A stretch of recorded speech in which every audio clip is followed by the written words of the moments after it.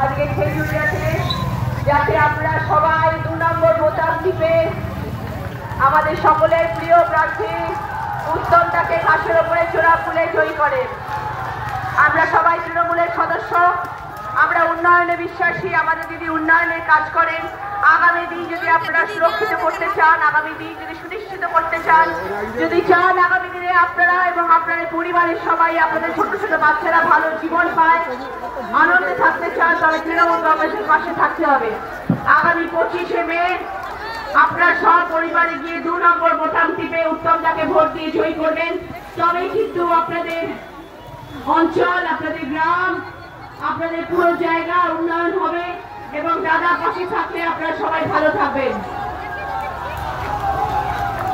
আমাদের বারাতলা গ্রাম পঞ্চায়েতের প্রধান পার্থ দাস, জেলা পরিষদের সদস্য রামকৃষ্ণ দাস দিদিকে এবং আমাকে ফুলের মালা দিয়ে সম্বর্ধিত করলেন।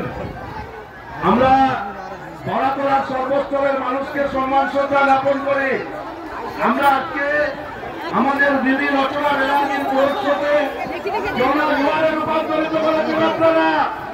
25 তারিখ ঘাসের ওপর জোড়া ফুলে ভোট দেবেন আর মমতা বন্দ্যোপাধ্যায়কে বার্তা দেবেন, দিদি তুম আগে बढ़ो, খেজুরি तुम्हारा साथ है, দিদি তুম আগে बढ़ो, খেজুরি तुम्हारा साथ है।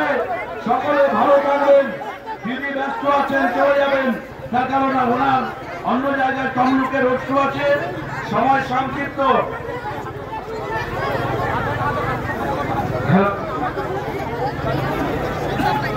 রচনাজি স্বাগতম, এই রচনাজি স্বাগতম, এই উত্তম দাস স্বাগতম। এই তৃণমূল কংগ্রেস দিচ্ছে না, তৃণমূল কংগ্রেস দিচ্ছে না, বিজেপি নির্বাচন লক্ষ্মী ভান্ডার দিচ্ছে না, বিজেপি নির্বাচন তৃণমূল কংগ্রেস দিচ্ছে না, বিজেপি নির্বাচন।